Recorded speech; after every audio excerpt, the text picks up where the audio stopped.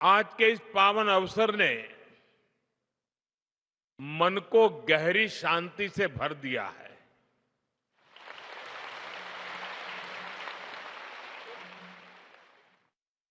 साधु संतों के सानिध्य में बैठना अपने आप में एक आध्यात्मिक अनुभव होता है। यहां उपस्थित श्रद्धालुओं की विशाल संख्या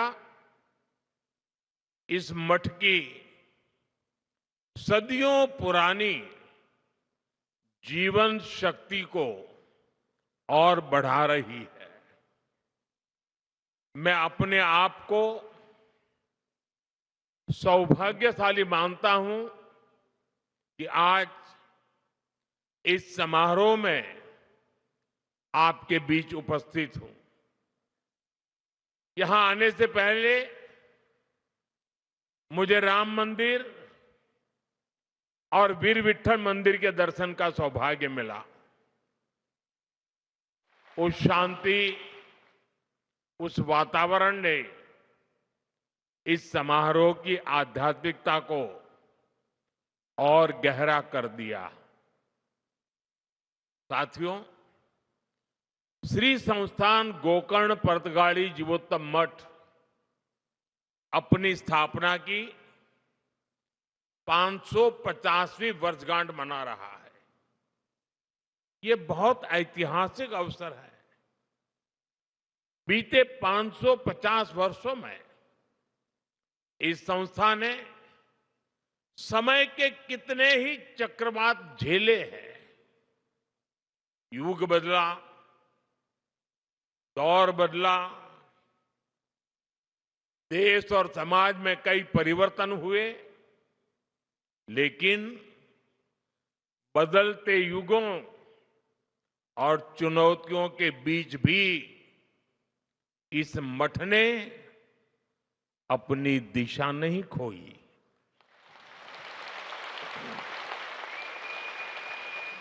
बल्कि ये मठ लोगों को दिशा देने वाला केंद्र बनकर के उभरा और यही इसकी सबसे बड़ी पहचान है। यह इतिहास में जड़ होकर भी समय के साथ चलता रहा। इस मठ की स्थापना जिस भावना से हुई थी, वो भावना आज भी उतनी ही जीवंत दिखाई देती है। ये भावना साधना को सेवा से जोड़ती है, परंपरा को लोक कल्याण से जोड़ती है। ये मठ पीढ़ी दर पीढ़ी समाज को ये समझ देता रहा कि अध्यात्म का मूल उद्देश्य जीवन को स्थिरता, संतुलन और मूल्य प्रदान करना है।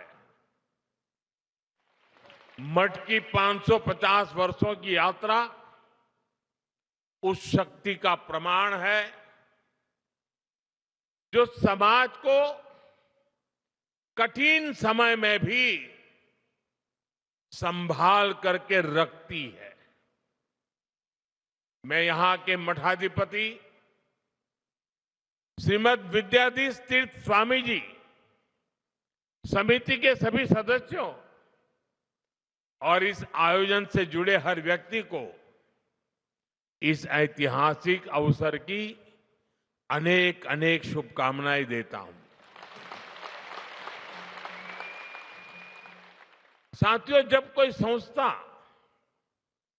सत्य और सेवा पर खड़ी होती है तो समय के बदलाव से डगमगाती नहीं, बल्कि समाज को टीके रहने की शक्ति देती है। आज इसी परंपरा को आगे बढ़ाते हुए ये मठ एक नया अध्याय लिख रहा है। यहां भगवान श्री राम की 77 फीट ऊंची भव्य कांस्य प्रतिमा स्थापित की गई है। 3 दिन पहले ही मुझे अयोध्या के भव्य श्री राम मंदिर के शिखर पर धर्म ध्वज आरोहण का सौभाग्य मिला है और आज यहां प्रभु श्री राम की भव्य मूर्ति के अनावरण का सुअवसर मिला है। आज रामायण पर आधारित एक थीम पार्क का उद्घाटन भी हुआ है। साथियों, आज इस मठ के साथ जो नए आयाम जुड़े हैं वो आने वाली पीढ़ियों के लिए ज्ञान, प्रेरणा और साधना के स्थायी केंद्र बनने जा रहे हैं। यहां विकसित हो रहा संग्रहालय और आधुनिक तकनीक से सुसज्जित 3D थिएटर, इन सब के द्वारा ये मठ अपनी परंपरा को संरक्षित कर रहा है, नई पीढ़ी को अपनी परंपराओं से जोड़ रहा है।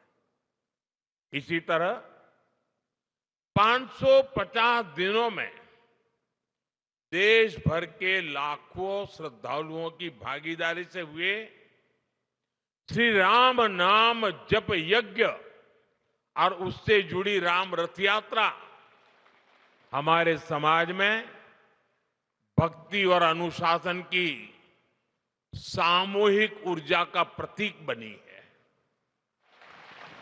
यही सामूहिक ऊर्जा आज देश के हर कोने में एक नई चेतना का संचार कर रही है। साथियों, अध्यात्म को आधुनिक तकनीक से जोड़ने वाली व्यवस्थाएं ये आने वाली पीढ़ियों को प्रेरणा देती रहेंगी। मैं इस निर्माण के लिए आप सभी को बहुत बहुत बधाई देता हूं। आज इस विराट उत्सव में इस विशेष अवसर के प्रतीक के रूप में स्मारक सिक्के और डाक टिकट भी जारी किए गए हैं। ये सम्मान उस आध्यात्मिक शक्ति को समर्पित है जिसने सदियों से समाज को जोड़ करके रखा है। साथियों, इस श्री मठ को निरंतर प्रवाहमान रखने की शक्ति उस महान गुरु परंपरा से मिली है जिसने द्वैत वेदांत की दिव्य भाव भूमि को स्थापित किया था। श्रीमद नारायण तीर्थ स्वामी जी द्वारा 1475 में स्थापित यह मठ उसी ज्ञान परंपरा का विस्तार है और उसका मूल स्रोत जगत गुरु श्री मध्वाचार्य जैसे अद्वितीय आचार्य है। मैं इन आचार्यों के चरणों में सिर झुकाकर नमन करता हूं। यह भी बहुत महत्वपूर्ण है कि उडुपी और पर्तगाड़ी दोनों मठ एक ही आध्यात्मिक सरिता की जीवंत धाराएं हैं। भारत के इस पश्चिमी तट की सांस्कृतिक धारा को दिशा देने वाली गुरु शक्ति भी यही है। और मेरे लिए ये भी एक विशेष संयोग है कि एक ही दिन में मुझे इस परंपरा से जुड़े 2 कार्यक्रमों में सम्मिलित होने का सौभाग्य प्राप्त हुआ। साथियों, हम सभी को गर्व है कि इस परंपरा से जुड़े परिवारों ने पीढ़ी दर पीढ़ी अनुशासन, ज्ञान, परिश्रम और उत्कृष्टता को जीवन का आधार बनाया है। व्यापार से लेकर वित्त तक, शिक्षा से लेकर तकनीक तक जो प्रतिभा, नेतृत्व और कार्य निष्ठा उनमें दिखाई देती है, उसके पीछे इसी जीवन दृष्टि की गहरी छाप मिलती है। इस परंपरा से जुड़े परिवारों, व्यक्तियों की सफलता की अनेक प्रेरक गाथाएं हैं। उन सब की सफलताओं की जड़ें विनम्रता, संस्कार और सेवा में दिखती है। ये मठ उन मूल्यों को स्थिर रखने वाली आधारशिला रहा है और हमें विश्वास है कि आगे भी आने वाली पीढ़ियों को ये मठ ऐसे ही ऊर्जा देता रहेगा।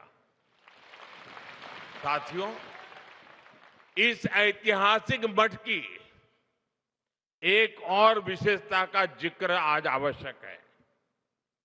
इस मठ की एक पहचान वो सेवा भावना है जिसने सदियों से समाज के हर वर्ग को सहारा दिया है।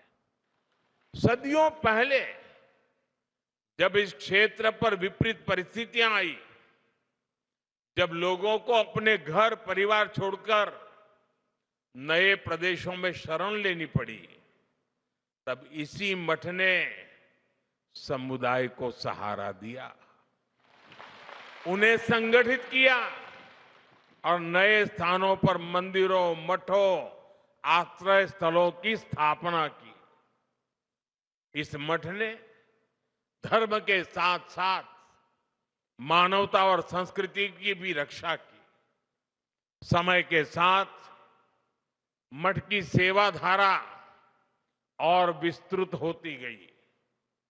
आज शिक्षा से लेकर छात्रावासों तक, वृद्ध सेवा से लेकर जरूरतमंद परिवारों की सहायता तक, इस मठ ने अपने संसाधनों को हमेशा लोक कल्याण के लिए समर्पित रखा है।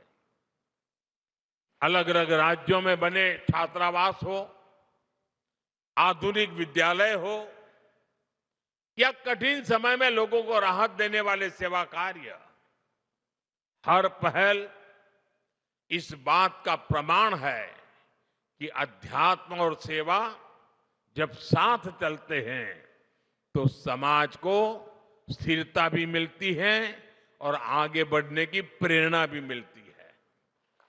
साथियों, ऐसे समय भी आए जब गोवा के मंदिरों और स्थानीय परंपराओं को संकट का सामना करना पड़ा, जब भाषा और सांस्कृतिक पहचान पर दबाव बना, लेकिन ये परिस्थितियां समाज की आत्मा को कमजोर नहीं कर पाई, बल्कि उसे और दृढ़ बनाया।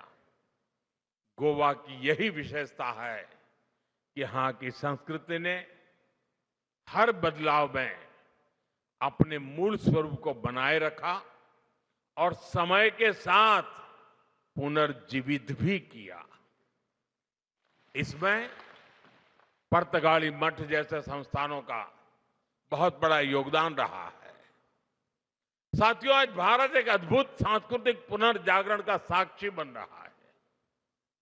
अयोध्या में राम मंदिर का पुनर्स्थापन, काशी विश्वनाथ धाम का भव्य पुनरुद्धार और उज्जैन में महाकाल महालोक का विस्तार, ये सब हमारे राष्ट्र की उस जागरूकता को प्रकट करते हैं जो अपनी आध्यात्मिक धरोहर को नई शक्ति के साथ उभार रही है। रामायण सर्किट, कृष्ण सर्किट, गया जी के विकास कार्य और कुंभ मेले का अभूतपूर्व प्रबंधन, ये सभी उदाहरण बताते हैं कि आज का भारत अपनी सांस्कृतिक पहचान को नए संकल्प और नए आत्मविश्वास के साथ आगे बढ़ा रहा है। ये जागृति भविष्य की पीढ़ियों को अपनी जड़ों से जुड़े रहने की प्रेरणा देती है। साथियों, गोवा की इस पवित्र भूमि का अपना एक विशिष्ट आध्यात्मिक स्वरूप भी है। यहां सदियों से भक्ति, संत परंपरा और सांस्कृतिक साधना का सतत प्रवाह बहता रहा है। ये धरती प्राकृतिक सौंदर्य के साथ साथ दक्षिण काशी की पहचान भी संजोए हुए है। पर्तगाली मठ ने इस पहचान को और गहराई दी है। इस मठ का संबंध कोंकण और गोवा तक सीमित नहीं है।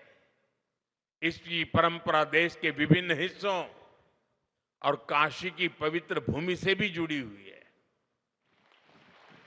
काशी का सांसद होने के नाते मेरे लिए और भी गर्व की बात है। संस्थापक आचार्य श्री नारायण तीर्थ ने उत्तर भारत की अपनी यात्राओं के दौरान काशी में भी एक केंद्र स्थापित किया था, जिससे इस मठ की आध्यात्मिक धारा का विस्तार दक्षिण से उत्तर तक हुआ। आज भी काशी में उनके द्वारा स्थापित केंद्र समाज सेवा का माध्यम बना हुआ है। साथियों, आज जब इस पवित्र मठ के 550 वर्ष पूरे हो रहे हैं, तब हम इतिहास का उत्सव मनाने के साथ ही भविष्य की दिशा भी तय कर रहे हैं। विकसित भारत का रास्ता एकता से होकर जाता है।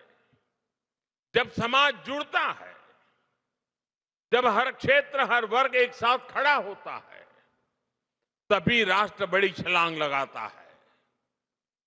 श्री संस्थान गोकर्ण पर्तगाली जीवोत्तम मठ का प्रमुख ध्येय लोगों को जोड़ना, मन को जोड़ना, परंपरा और आधुनिकता के बीच सेतु बनना है।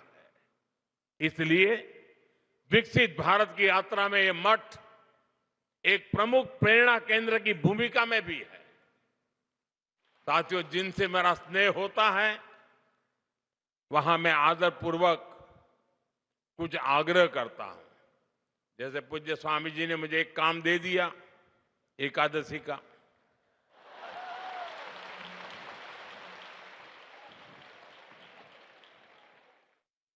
वो तो संत है तो एक में मान जाते हैं, लेकिन मैं एक में मानने वालों में से नहीं हूं। और इसलिए आज आपके बीच आया हूं तो मेरे मन में सहज ही कुछ बातें आ रही हैं, जिन्हें मैं आपसे साझा करना चाहता हूं। मैं आपसे 9 आग्रह करना चाहता हूं, जिसे आपके संस्थान के माध्यम से जन जन तक पहुंचाया जा सकता है। ये आग्रह 9 संकल्प की तरह हैं। विकसित भारत का सपना तभी पूरा होगा जब हम पर्यावरण की रक्षा को अपना धर्म माने। धरती हमारी माता है और मठों की शिक्षा हमें प्रकृति का सम्मान करना सिखाती है। इसलिए हमारा पहला संकल्प होना चाहिए कि हमें जल संरक्षण करना है, पानी बचाना है, नदियों को बचाना है। हमारा दूसरा संकल्प होना चाहिए कि हम पेड़ लगाएंगे। देश भर में एक पेड़ मां के नाम अभियान को गति मिल रही है। इस अभियान के साथ अगर इस संस्थान का सामर्थ्य जुड़ जाएगा तो इसका प्रभाव और व्यापक होगा। हमारा तीसरा संकल्प होना चाहिए स्वच्छता का मिशन।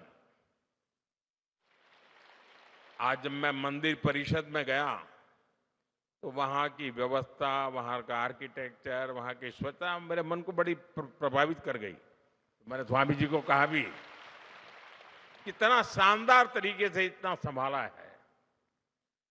हमारी हर गली, मोहल्ला, शहर स्वच्छ होना चाहिए। चौथे संकल्प के रूप में हमें स्वदेशी को अपनाना होगा। आज भारत आत्मनिर्भर भारत और स्वदेशी के मंत्र पर आगे बढ़ रहा है। आज देश कह रहा है vocal for local, vocal for vocal for vocal for. हमें भी इस संकल्प को लेकर आगे बढ़ना है। साथियों, हमारा 5वां संकल्प होना चाहिए देश दर्शन। हमें देश के अलग अलग हिस्सों को जानने समझने का प्रयास करना चाहिए। छठे संकल्प के रूप में हमें नेचुरल फार्मिंग को अपने जीवन का हिस्सा बनाना चाहिए। हमारा 7वां संकल्प होना चाहिए कि हम हेल्दी लाइफस्टाइल को अपनाएंगे। हम श्री अन्न मिलेट्स अपनाएंगे और खाने में तेल की 10% मात्रा कम करेंगे। 8वें संकल्प के तौर पर हमें योग और खेल को अपनाना होगा और 9वें संकल्प के रूप में हम किसी ना किसी रूप में गरीब की सहायता करेंगे।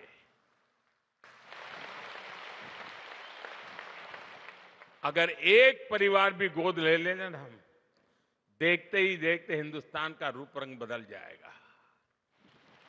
साथियों, हमारे मठ इस संकल्प को जन संकल्प बना सकते हैं।